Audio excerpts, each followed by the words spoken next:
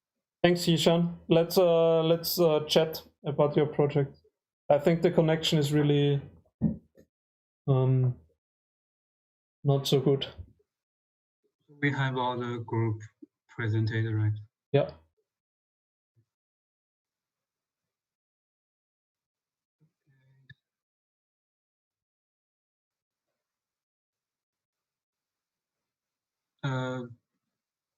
So I will share my screen.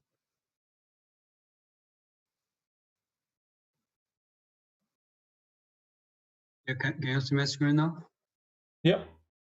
Yeah. So let's move on to next tutorials on the fabrication. And I think you all know we are in at this stage now. And today we have already have a tutorials on robotic simulation by Lu Ming, and I think maybe you all know how to simulate a simple robot. And today, what I want to show you is how to simulate our mobile platform, and including all the process that we want to use in this workshop. So you can use this. You can get to know how can you build the structure you are now developing with this platform. I think you have already seen the platform, and I will introduce it briefly again. So you maybe we can yeah we let's go through the things we want the robot to do in our workshop. So first, with the robot, we'll do the scan and collaborate itself. But in the simulation process, we are not going to show this part, and it's also not possible to simulate. And what we're gonna do is to show you how to use the platform to grip the beam, and then went the beams through the glue station, and position the beams at where we designed, and at the same time put a nail. But although there won't be anything in the program, and then move to next point to nail another element. So let's watch the video one more time before we went to the tutorial.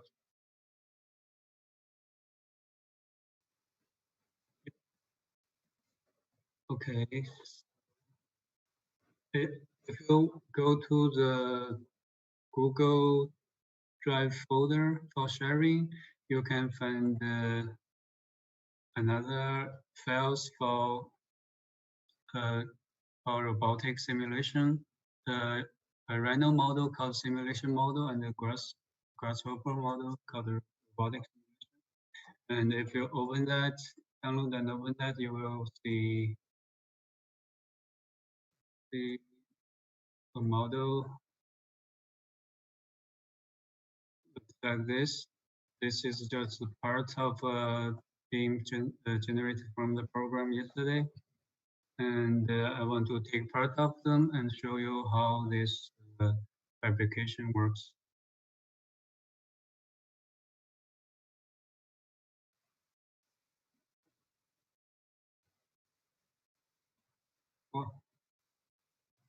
Okay.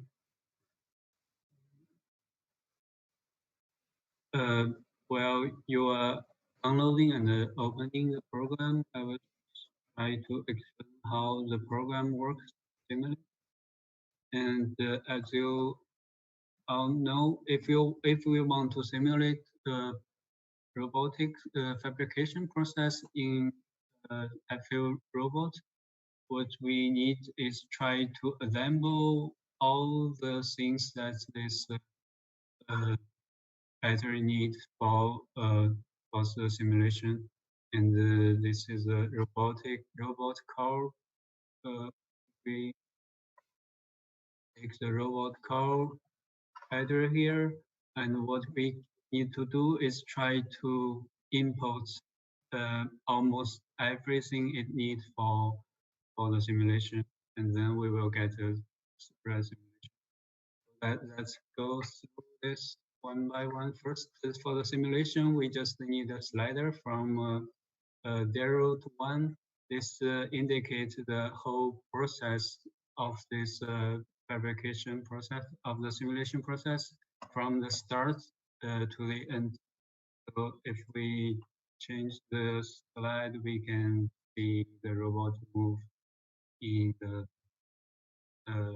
model. And then what we need to do is to program the command that we want the robot to do. And this is the most important part what we are going to talk today. So before that, let's collect all the other informations and then we come back to the command. So to fabricate this, another thing we need is a tool and a robot. So the robot is placed on the platform. This is the type of the robot. You actually can directly select it. It's in the drop down list, and just plug it into the robot. So this will be the one that we will use. And for the tools, you can see in our presentation, the tool we're using is a nail gun and a gripper together, but you can ignore the vacuum gripper. We're not going to use this in this workshop. So what we need for the tools is we need to customize our own geometries and the tools.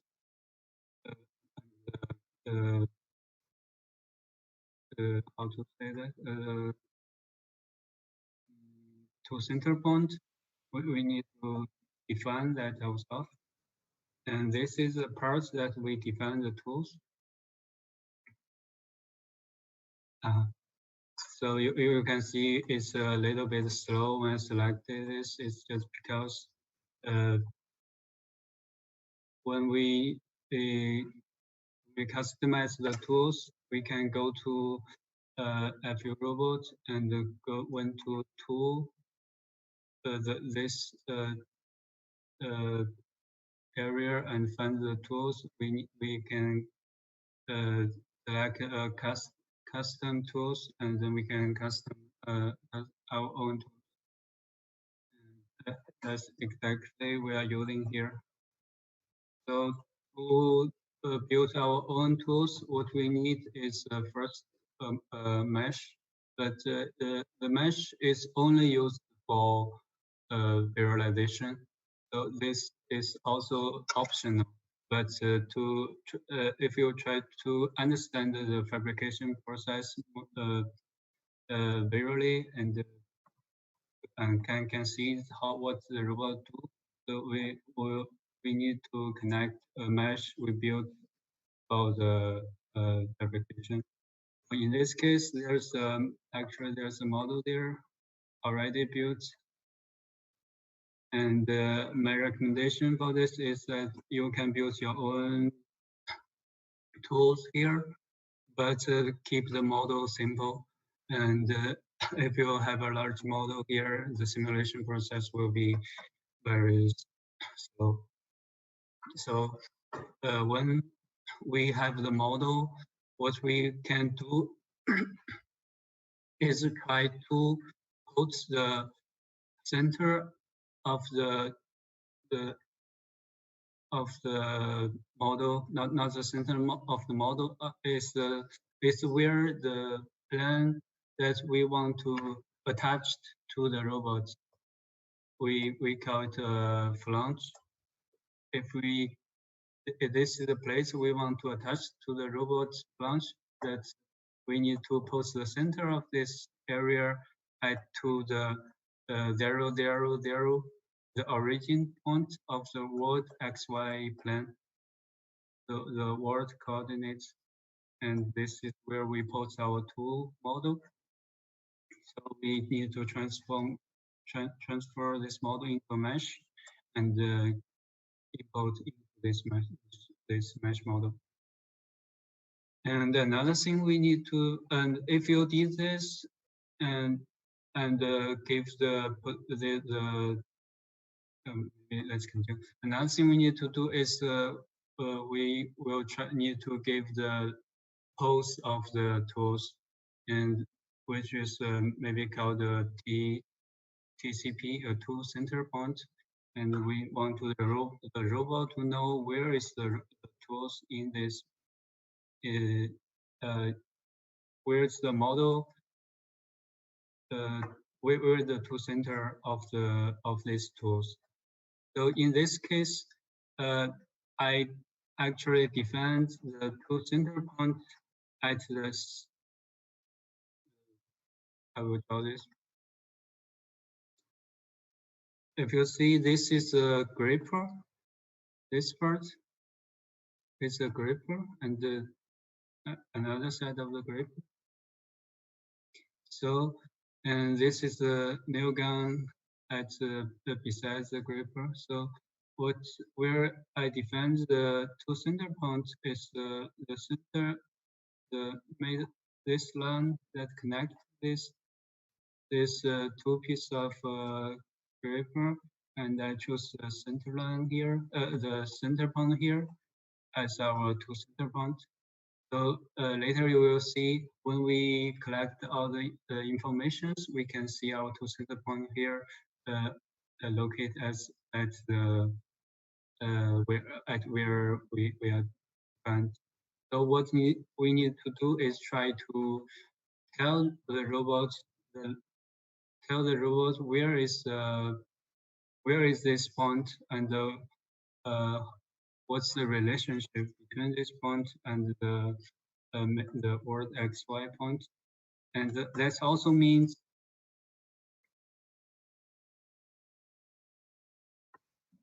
the TCP is a point at the end of the tools, and what we need to define is a transform from the flange of the robot to the tool center we need.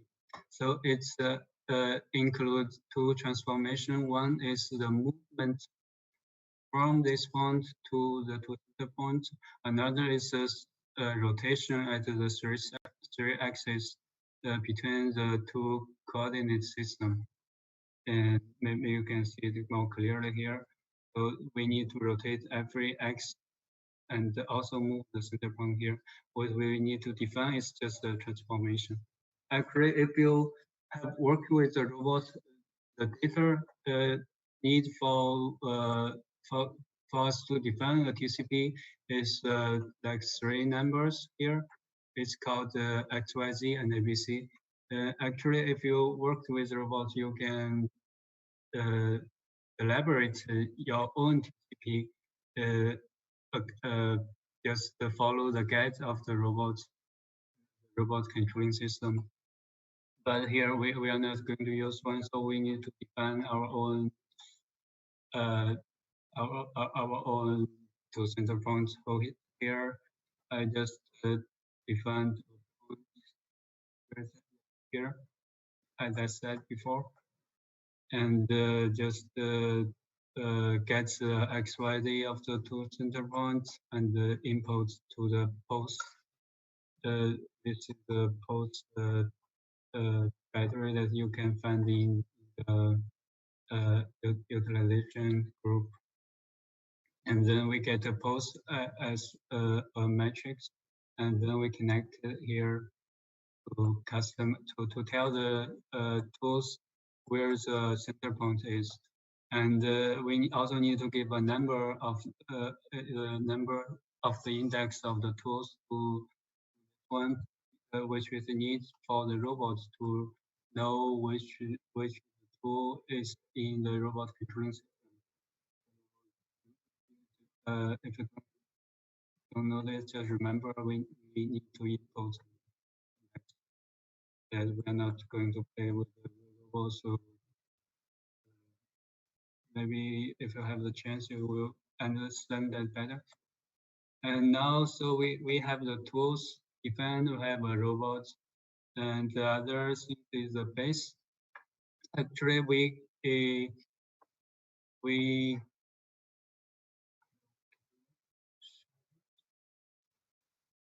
the base is another coordinate system in the robot operation, which is used to define coordinates that maybe you want the tools to go. Like if you want to do something on this table and you define a base here and you have the threads. And if you want to directly move your tools according to the base, the one axis of the base, so this will be more convenient to do if you have a base like this. Otherwise, you need to collaborate 1 pound here, maybe 1 pound here, and so the base is something that we define to speed up our fabrication process and make it more convenient. But sometimes we just don't use this one. So when we don't use this one, the base will be the same to the word XYZ, I think the word coordinates. And also I think if you, let's ignore the file path here. If you want to define a robot root, which is located at the base of the robot, which is called a root, which actually we can, if we change the root, the robot will just move the location, its location. So that's also what we can do to define a mobile robot.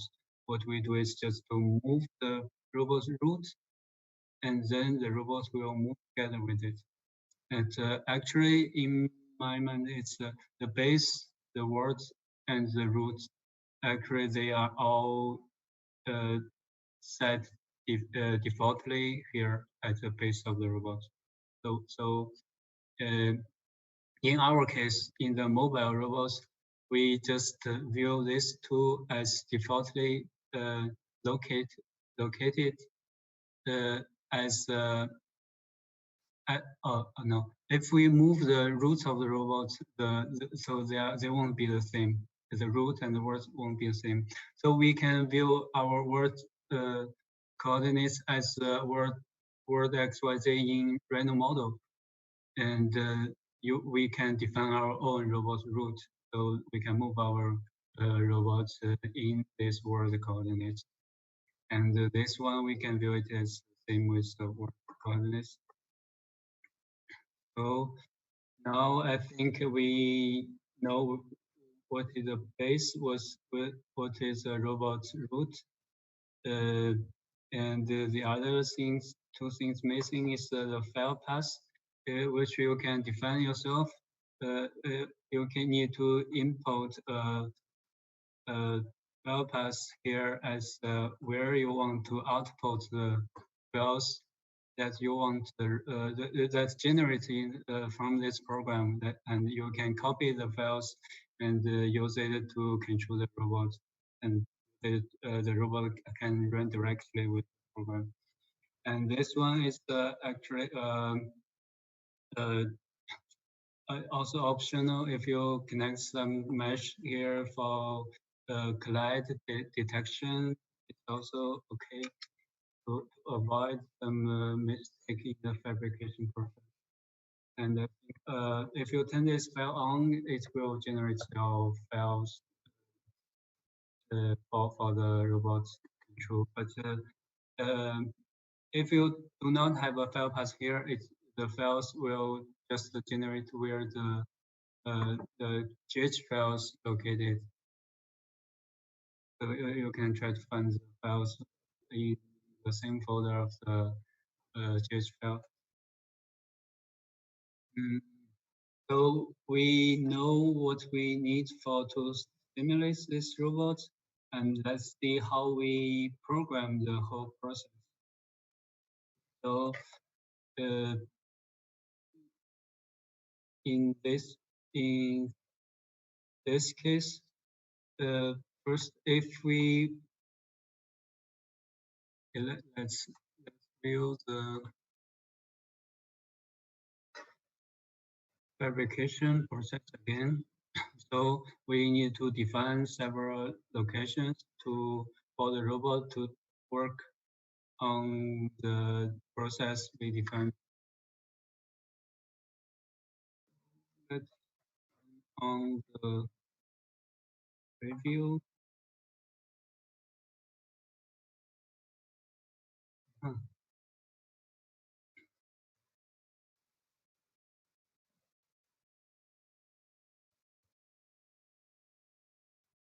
So if you see what we connected into this command, you can see all these parts are used to define the fabrication process and to define the command. So these parts, it's very simple to define a robot system. What we need to pay a lot of attention to is how to make the robot fabricate what we want. So it's also have two parts separately. The first, move it back. The first part, not all the part. The first part here is try to define the process we mentioned in the slide. In this part, we will try to give a start position of the robot. That's where the program starts. And then we give some location for the robot to pick the element that is located on this box on this platform.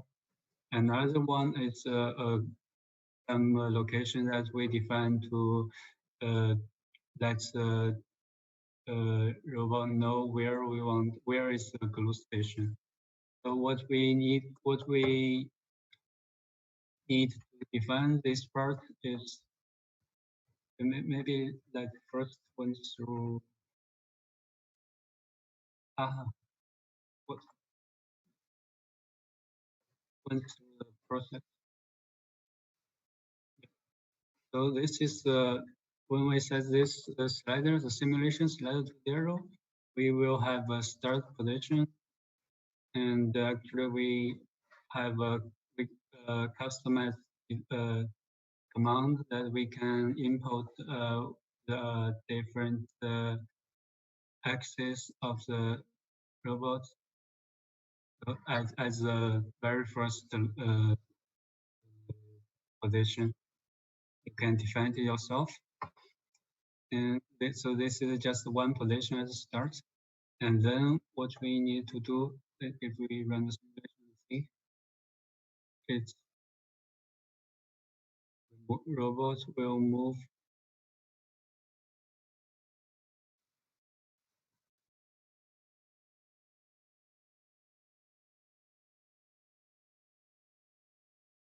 to the platform and try to pick something here.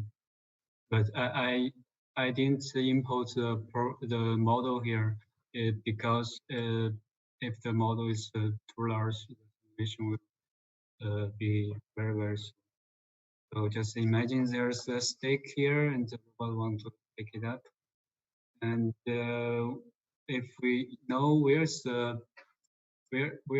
the beams, what we can do is you can turn on the preview here.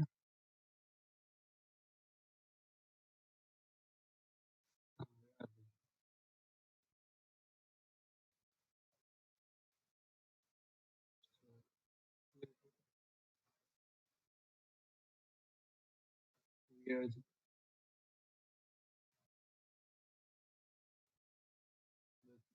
works well. I know. So you can see the points we defined for pick and gluing are not located where it is. This is just because let's run the robot's route first. It's because when we change the robot route, the robot will move from the world XYZ coordinates. So what we try to do to define a robot route is we try to have this component here in the two external X group, and you can have a composed robot route. And it's also need a mesh model, but I don't impose this just to speed up the simulation process. But this is optional, but we need to give a plan that we want the robot to move to. It's a plan that it's a plan to define the robot route. So what we do here is we try to take a word XY plan. So this is the original plan of the robot route, and we give a transform to this plan. Then we get a new one, and we define it as a robot route. So here we define a transform at here. So this, I think if you want, you can connect all the XYZ VC. It's just the movement on three axes and the rotation around the three axes. So I didn't define that. I just, you can define it yourself. So if we try to change the location, you can see what happened. So you can see the robot moving.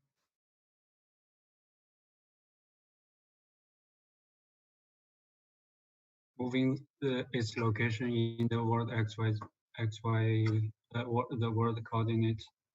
And if we turn them to 0,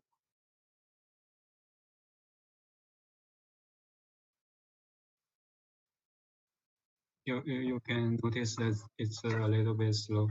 So now you can see we have the right location of the point that we defined for glue and pick here, glue here, and some in between point as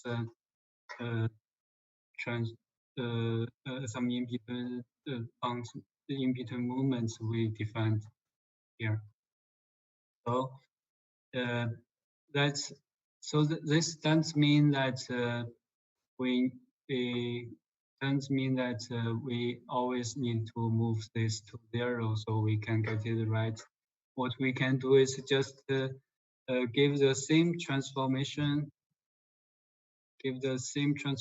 matrix also to the point we define.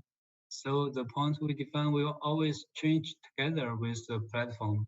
So we have our transform here.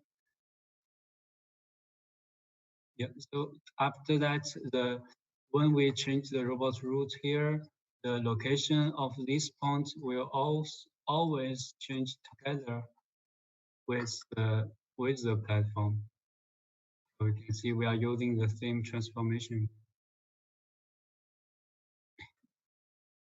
Yeah, maybe we can go back to the other part of the simulation.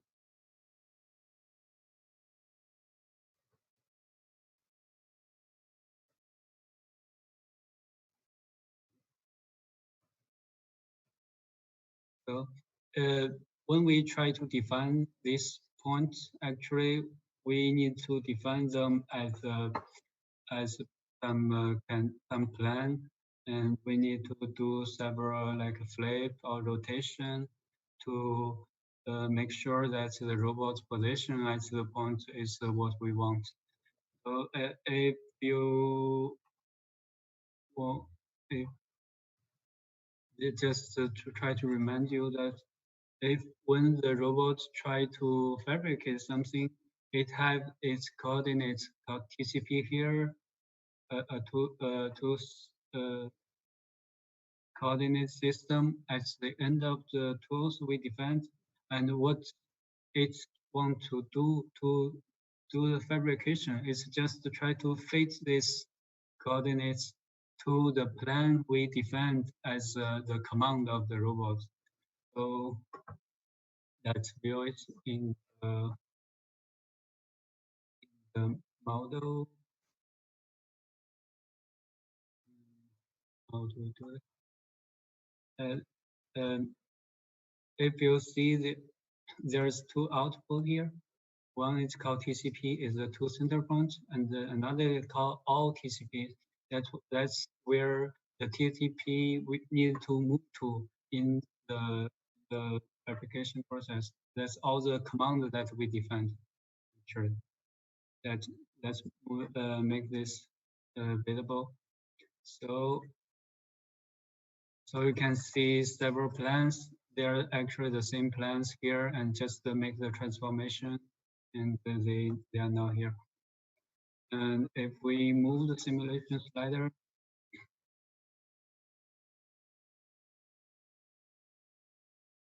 you can see the two center points here. This one is moving with the robot because this is the two center points that's defined according to its relative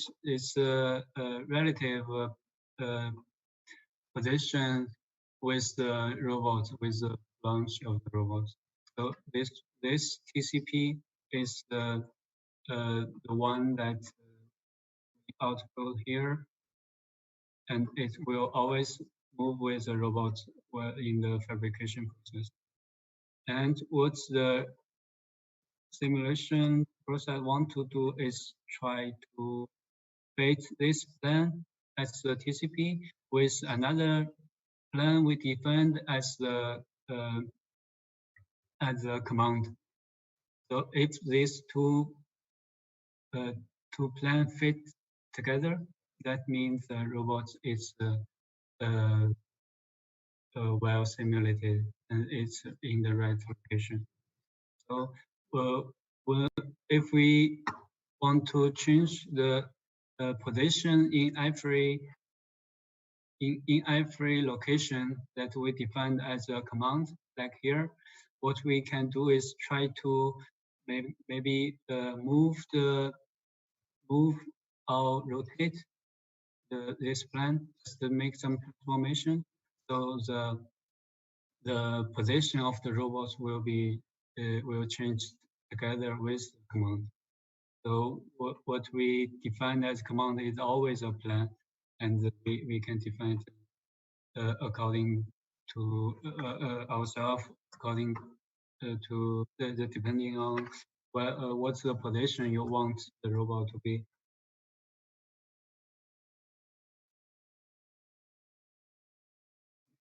Move on.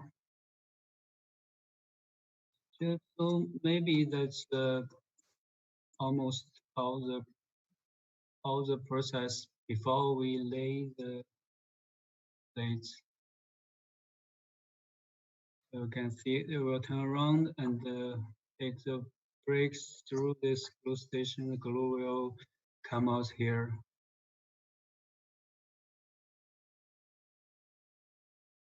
And back.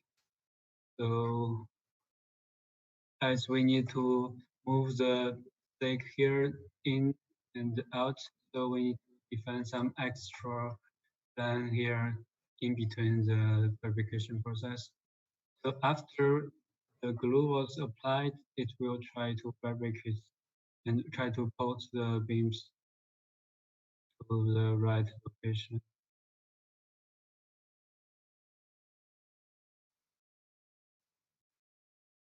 Yeah.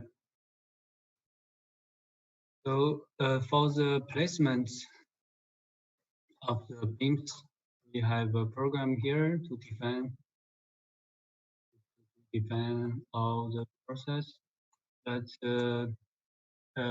I do know it would be very complicated to simulate all of the beams in just the one program, because we have beams in different directions, locations. So in this case, I just take the 3 elements here as an example, and I'm not sure whether this program works on the whole structure. Maybe not, because it will out of reach of the robot. But it will works if you just take a small part of the structure. I think so. And before that, let's see something missing here. Yeah, and in the output part, we have the TCPs. We also have all the angles of the axis of the robot, 6 axis. If you want to taking use of this data, you can try to connect. But also for the visualization, we need the geometry of the robot. It's out here, and this one, the track info here, just besides the robot core, it's used to check if the fabrication process is okay, and if there's no collision, it will show okay here.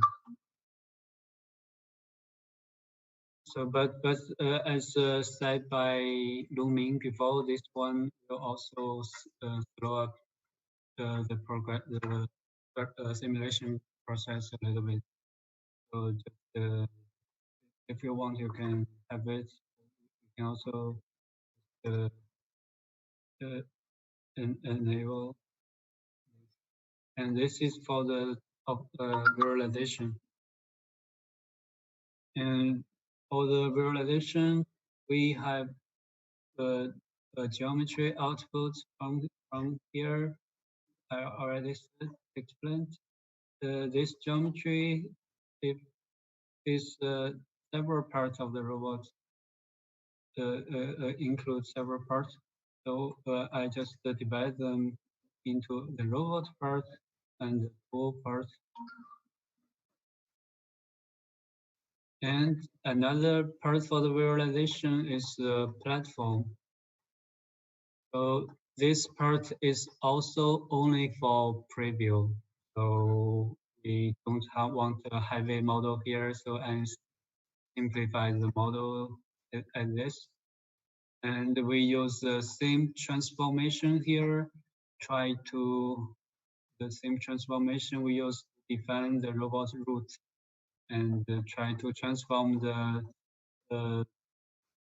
model of the mesh of the robot together with the location of the robot. So the robot will always be attached on the platform, and just a preview. And this part is so this is the last part, try to define where we want to put the beams and where we want to put nails. Actually, in this program, something I didn't define is where to put the glue. Actually, it's only need to put some glue at the intersect, at the contact surface between 2 elements. But just to simplify the tutorials and simulation process, I don't take this into consideration. But we need to take consideration for the nailing process, for the nailing, so the robot know where to put the nails.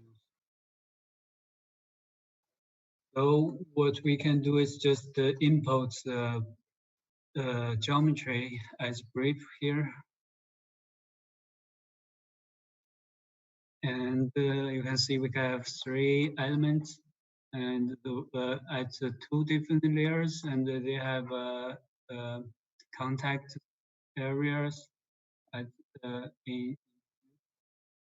So what I do, maybe you can I can explain very briefly.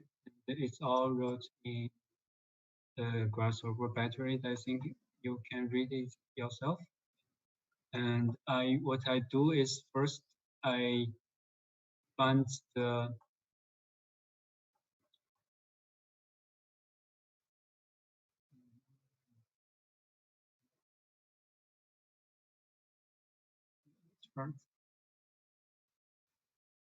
I find all the top surface of the elements and all the bottom surface of the elements. So, and then let's go through the logic. If when we want to put, for example, this element, what we want to see is if there's any collision between these elements and the ones, the other ones below. So what we can do is just use the bottom surface and try to intersect with all of the upper surface of the other elements. If there is some area that intersect, then this is the area that we want to put the nail. So if there's no contact surface, what we can do is just place the elements there. Just so in this case, for this element, what we can do is just put the element there and do nothing. And for upper ones, we need to detect all the contact area. So here I just made some intersections and try to find contact areas and find their certain center point at the location to post the nails. And the other part of the program is just try to build a plan according to the beams. I just explode the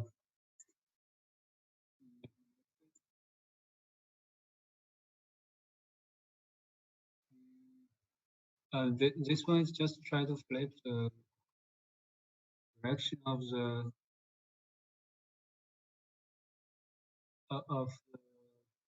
plan. I think I remember it.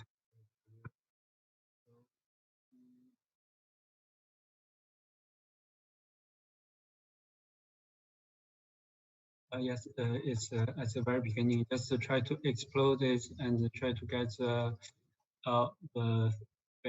the surface of the brick and do the intersections, and also try to use the surface to calculate a center plan. The plans we can, if there are no nails to be nailed, we just use this plan to place the element. So in the last part, I just use a very simple C# script and try to copy some plans up. So the robot will first went to the plans here and then go down to the plan that we want the beams to be placed. So just in this way, the robot won't be move around like it may move from the glue station. Maybe it needs to calculate itself. Maybe it needs to move from other parts of the program. Maybe it also will need to move to some area that we don't want the robot to. So we define a safe plan for the robot to first move to this area and then post, so we can control the whole process. And also after they post the elements, we also have a plan here. The robots need to move up to here and then move back to another element, to another loop. This is just for safety, maybe the consideration. And this part is just to try to move them, move them up and build new plans, and then add them to a list.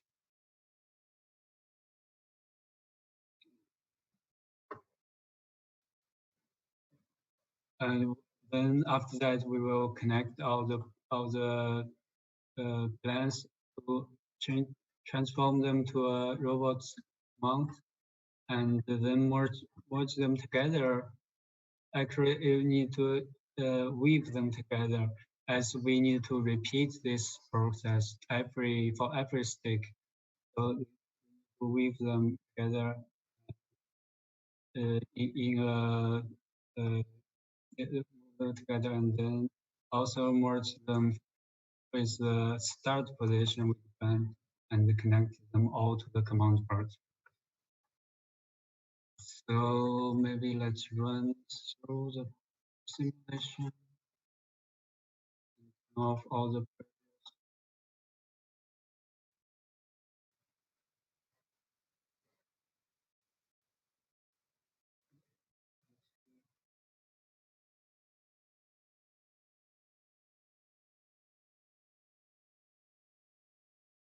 I moved the slider too fast, so you miss some steps. But you can try to move the slider yourself and see what happens. I think this is pretty much what we want to show you today. And I think what you need to do yourself is, if you want to use other process, like I think some group want to use mailing, I think you can try to put a mailing. I didn't provide the mailing model in this model, just try to simplify the model. Also, we don't need to use that in this workshop, but if you want to define your own process, I think you can define it yourself and also define the location yourself. So you can simulate the process and add them to the program. But I think the most important thing for you to do is to import the beams and see if it works for you. If not, maybe you pay more attention on this part and try to simulate your own structure. So I think that's all for the tutorials. And if you have any questions, I think I see the chat window is I can find the chat window.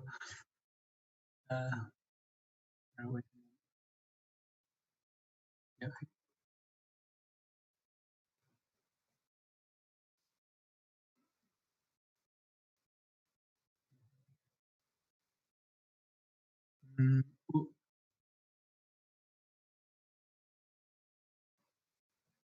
There is a start question.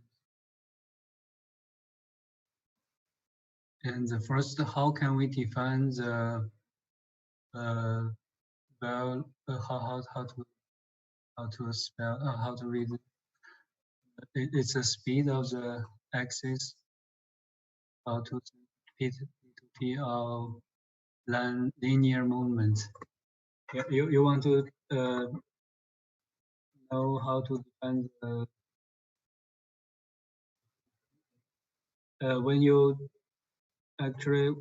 try to compose a command, a movement command, P2P mode or line mode, there's always a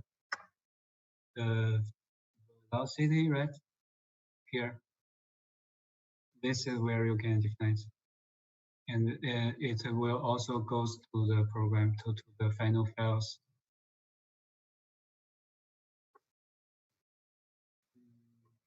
That's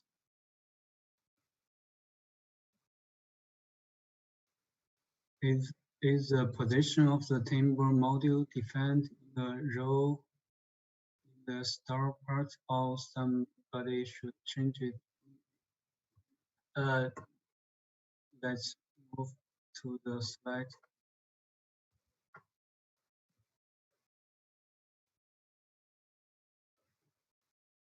Actually, for the timber stack here, when you pick up one element, there is actually for this platform there's something designed in the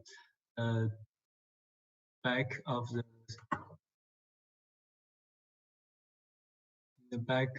the stack here.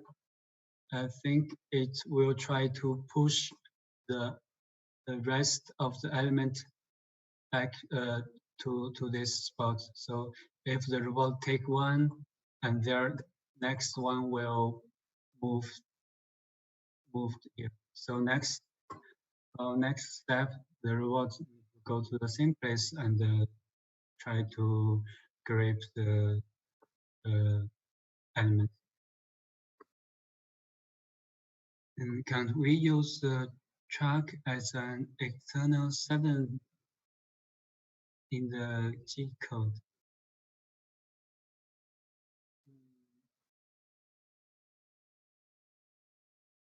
Actually, if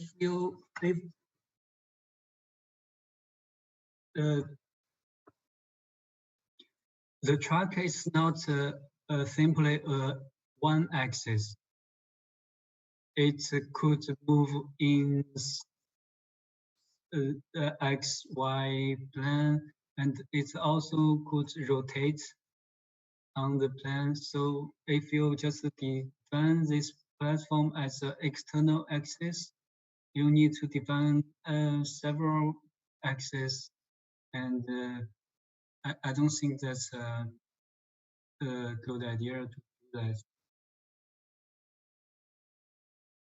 So I mean the track, the platform is much more flexible than some linear axis or some rotational table as an external axis.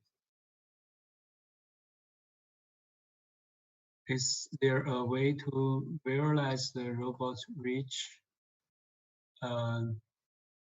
Actually, I'm not sure in this program, but the way we need to do to see whether the robot could reach some location is the way we do is always try to simulate. Actually, if you means just for a robot arm, you can get like a volume that is reachable by the robot arm, but it will be more complicated if you have a tools mounted on the robot, and then we have this large platform here. So it's hard to just say where the robot, which location the robot could reach on. We need to run the simulation for every case.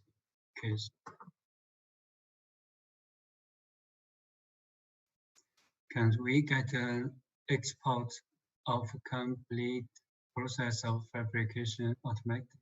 We should change it manually or define the table. What you want to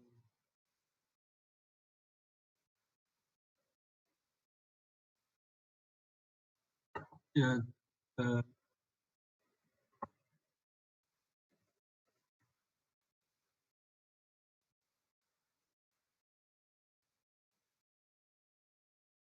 actually, we provided here, and it's only process to use this platform to fabricate something.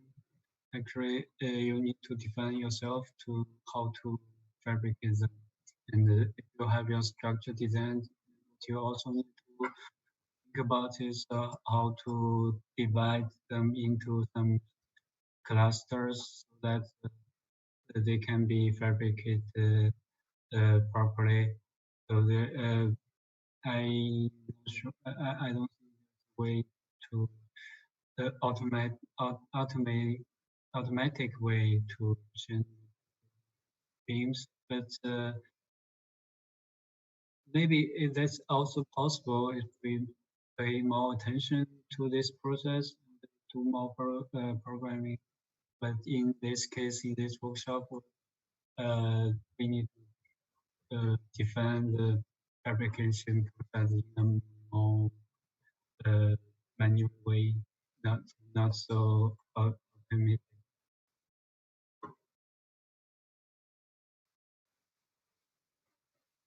How to coordinate two signal with the movement. Yeah, actually, if you want to, as we just trying to simulate the movement of the robot, so I didn't add any command to control the signal, and also not just not necessary just to feel if the robot fabricate properly. But if you want to set some signals, you can also try to the other kind of command here. This there's one that you actually could customize your own commands if you are familiar with the language of the robots. But if not, there's some others like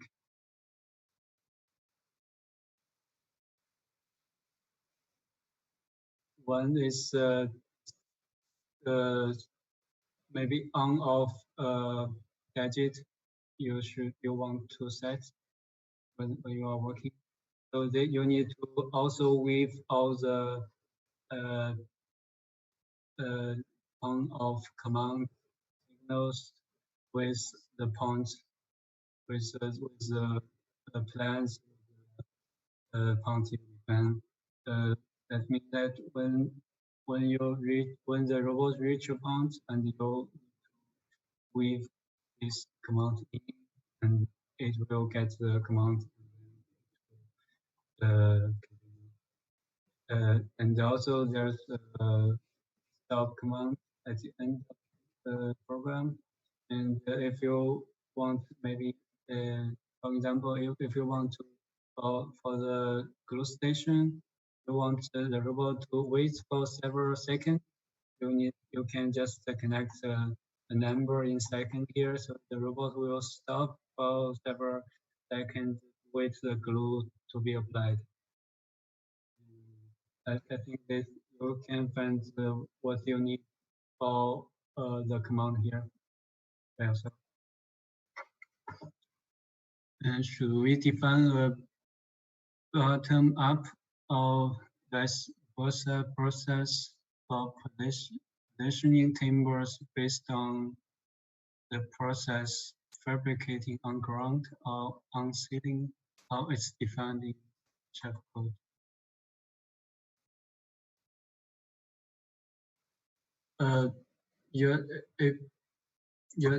This program here is just in for the scenario that used for the scenario that robot fabricate on top of the plate. So the plate is placed on the floor. If you want to change that, you may need to change the source code. Actually, it's just try to change this to minors, but maybe I can make some modification. Can also use it for another scenarios. Yes, also you can. Yeah, maybe I'll make some modifications so you can just change it with a button or something.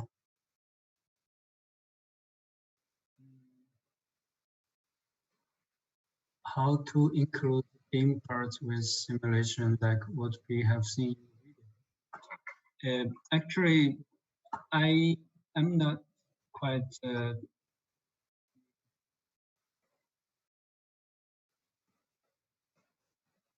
not quite sure about this. You can now we don't have element now. It after the robot take the element, there's one appear here. If you want to see the robot work with the elements, actually you need an extra grip here. And what you need to do is find where the of the preview it was blocked by the robot. So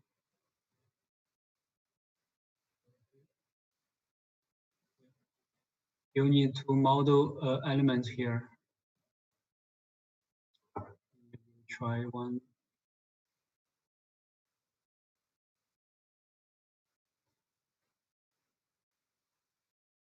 Just for visualization.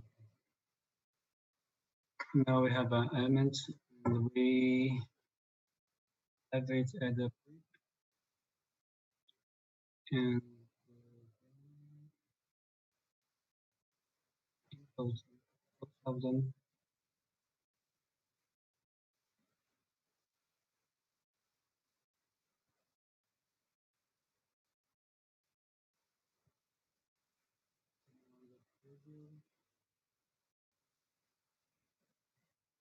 You can see now the element is on, but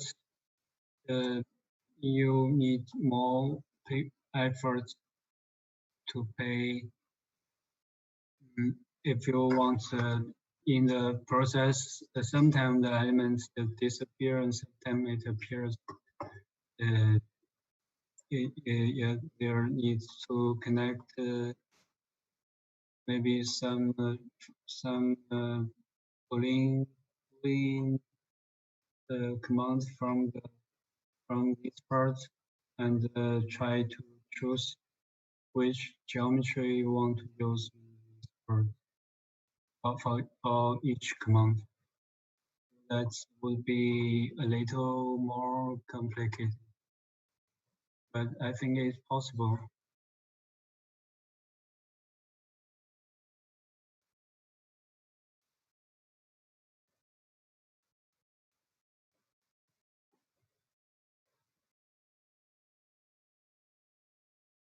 Is the produced G-code enough to control the robots, or we still need additional programming, human interaction? Actually, if you get everything checked and it's okay, and the files outputted, you can directly copy the files to the robots, and it should be all right. And that's everything you need for the programming. No more human works.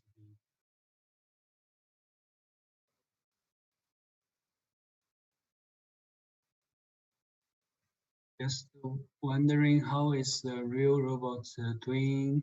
Are there any plans to do something with it related to this workshop?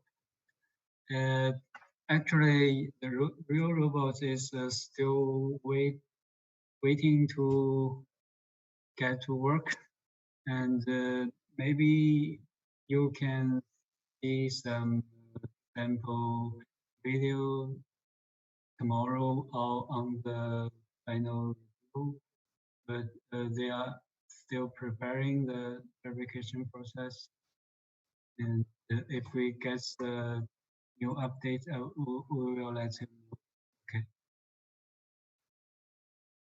With changing the robot route and that it needs a rotation, just the robot would generate a G code and move based on that on its wheels.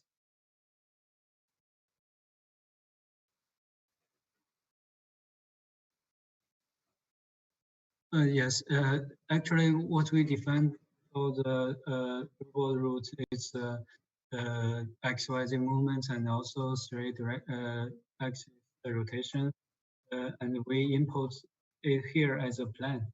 So you get the plan, the robot input here in the final file, the robot is able to read where the route is. It will also do the rotation. We try to,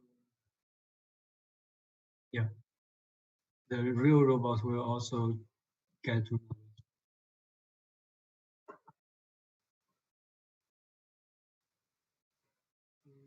So many questions about the truck again. If we should move it manually in the demo process, should we generate an updated decode each time the base coordinate of the robot is changed?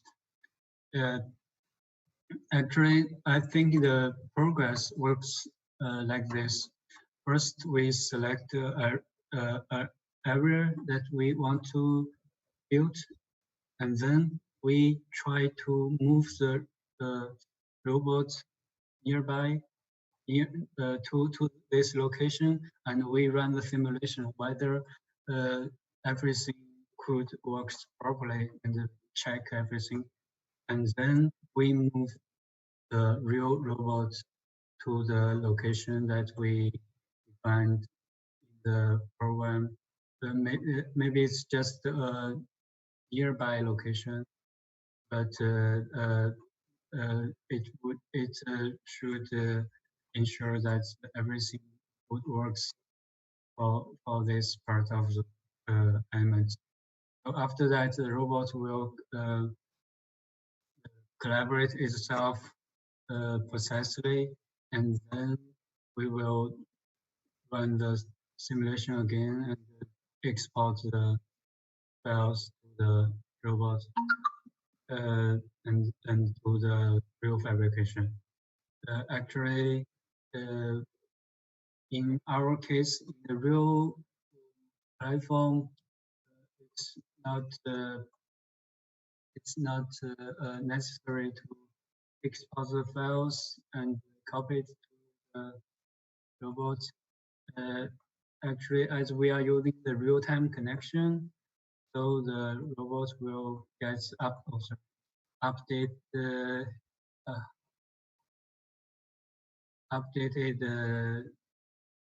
the script itself. That means when we are moving the robot, the program will change automatically. Where's the command to control the pick and release? Yeah, the pick and release need to control with only two signal on-off signals. So there's we don't need to define a location for this part.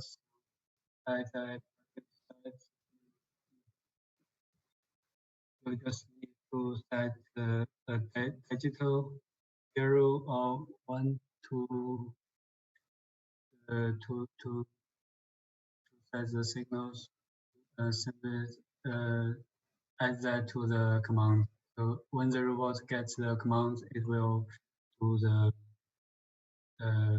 take and release. For collaborating the robot, because our robot move after any stop due to the ground surface unevenness, should we collaborate again? Yes. we need to collaborate every time it moves. And with this level of granular specification of the robot's movement, be required for eventually coping.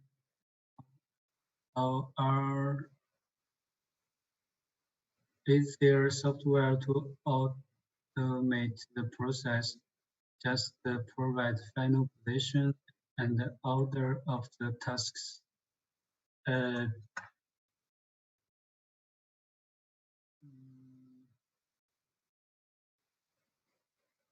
In my experience, I think every time I'm not sure.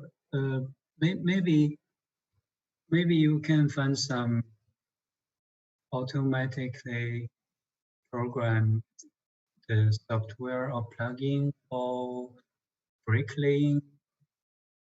Yeah, that's it's much more mature than other craft or tectonics, I think. But in my experience, we need to define our own program for every project we are working on.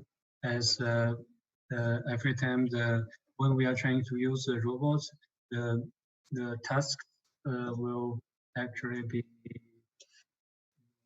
most of them are totally different, and can most of them we only one time thing. So I'm not sure whether it's anything done in other research institute like ICD or ETH. In Shanghai, every time we need to program ourselves. Hope this answers the question. And maybe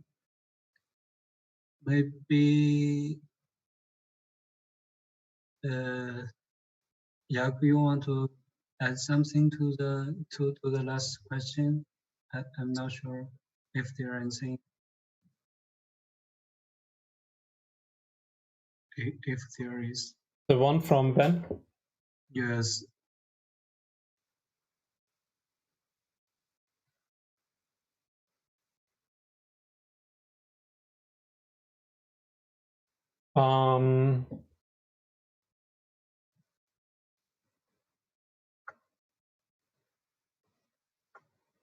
So there is, at least to my knowledge, there is no software that does that.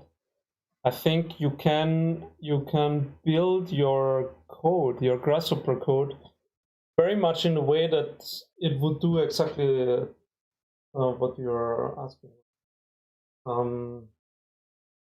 can only say for the Buga fabrication, that was actually the case, right? So the only information that was passed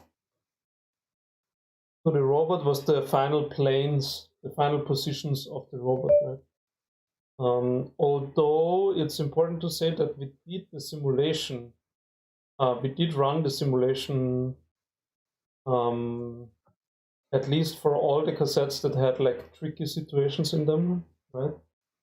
So yeah, I think the simulation aspect of what we're showing here is not only for making some fancy videos and stuff like that, but it's also really important for whenever you do something with the robot that you keep always on top of what you expect the robot to do. And for that the simulation is super helpful. Not sure if I really answered what you were asking for, but I hope so.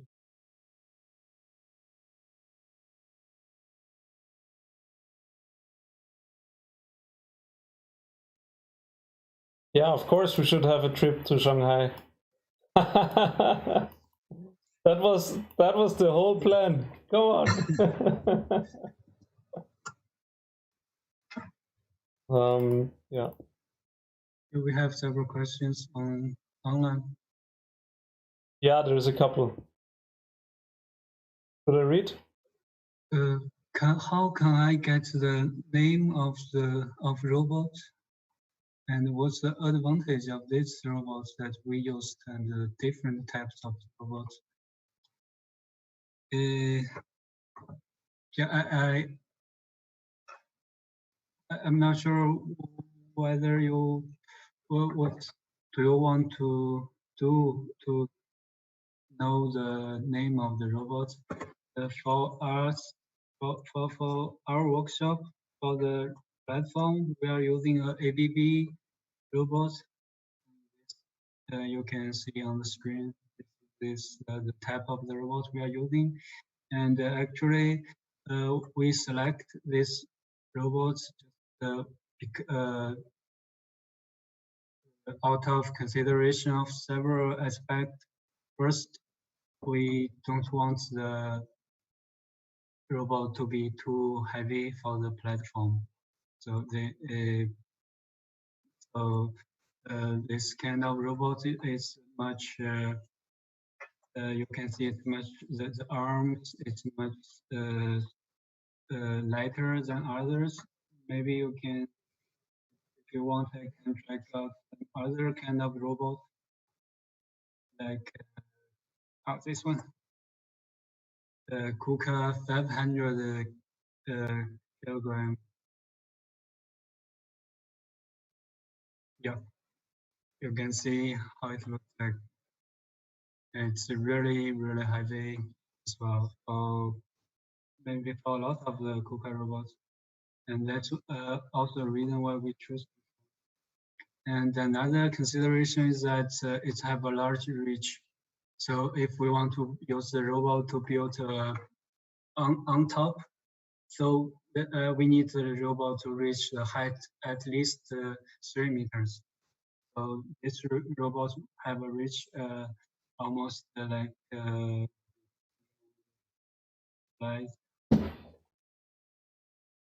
with the tools. It will it's not fully that. It's about like 3.3 or 3.4 meters high. So it will meet the requirement for the fabrication on top. And another consideration that you may need to think about is the weight, the payload of the robots, how much load it can grip. In this case, we just choose 40 kilogram. So as we are not doing some very heavy works, just glue and the pick and the place, so we don't need a very large payload. And the small payload will also mean that the robot will be lighter. So I'm not sure if this the answer to your question, but hope you get something. And that's why we define the start position of the robot and how parameter impact on the start. Actually, the start, it's not important here to define start position. Actually, this is just if you want to define one. But if you don't do this, it will have a default position. For maybe for some situation, you don't want the robot start in this position. And in that case, maybe in that case, you need to define it yourself. And this is actually, you can see it's just the angle of the 6 axis. Just try to define the angle of each one. I don't. And this just then will result in a position for the robot. And this command can also come from the command here called which one? Compose angle command. So the last one gave the robot a total path of locations, both of each location, and it done it completely. Or we have to divide paths of location, and after complete each part, give it order to start another part. Yeah, I think we need to do part from part to part. From one part, we just need to import all the scripts here, and for next part, we need to try to move the robot and see if it works for next part, and simulate again and generate a path again.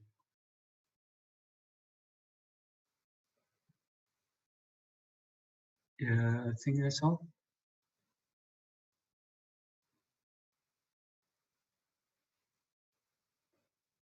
Yeah, great. I was thinking maybe we should show how to animate the slider. So that the students, or actually the participants, are all able to also make a video out of their simulation. I'm not sure if everyone knows that, but it's a very simple feature from Grasshopper that basically allows you to make a video out of an animation that you have set up in the slider. Yeah. If you right click on the simulation and choose animate, you will have a control panel here. It's trying to like you can set your try to output a series of images to your computer, and you can set a resolution for the output image, and also you can define how many images you want here. It's called the frame count. Actually, to make a video, you need a larger, maybe 100. But you can try if it works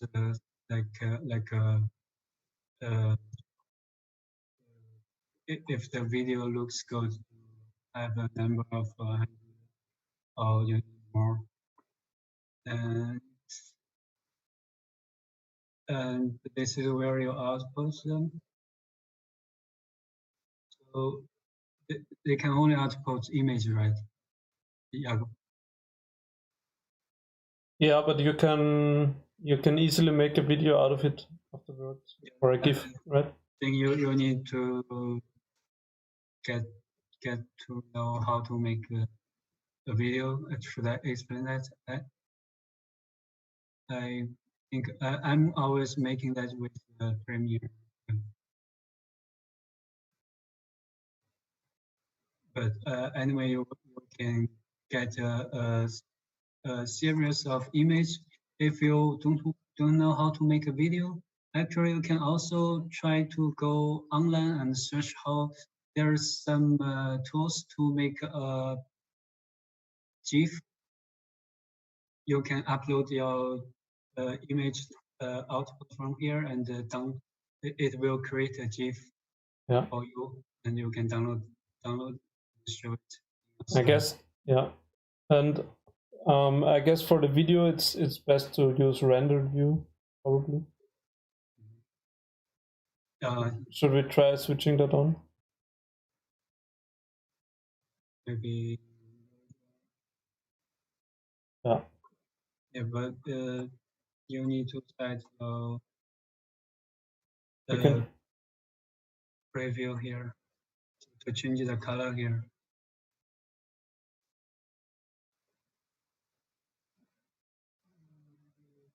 A swatch.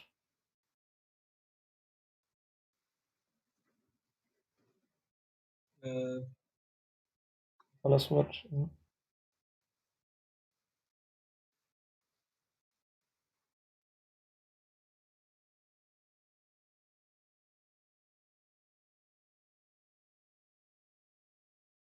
You can modify the color. And I think in our case, it's just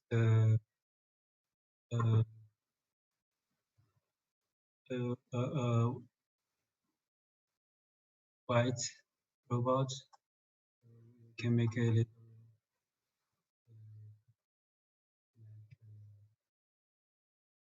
gray.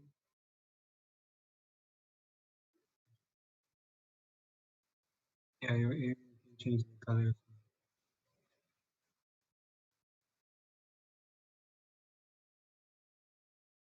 Anything else to add? Yeah. Good. Okay. Then I guess we'll call it a day for today.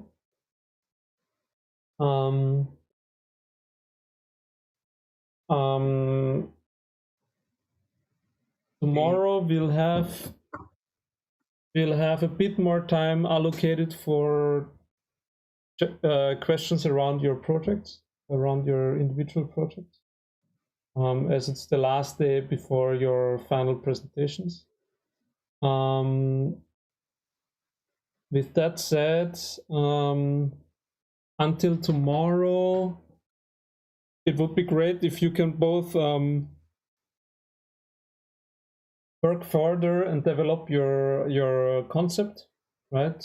And maybe put a specific focus on what do you or how do you think that your structure would be fabricated, right? And I guess you can either show this in a kind of a video, right, with this kind of animation, or you just take snapshots of specific sequences, right, that explain the whole process. Don't forget to also include, let's say, an idea of how your structure in general is assembled, right? So is your robot moving below a pre-constructed slab and reinforces it? Or is it producing the slab on the floor and then the slab is lifted on top, right? How do you do this with like multiple stories? There's a couple of interesting options available, I guess. So just choose the one that you think would work the best in your kind of case. Okay, is there any questions around this?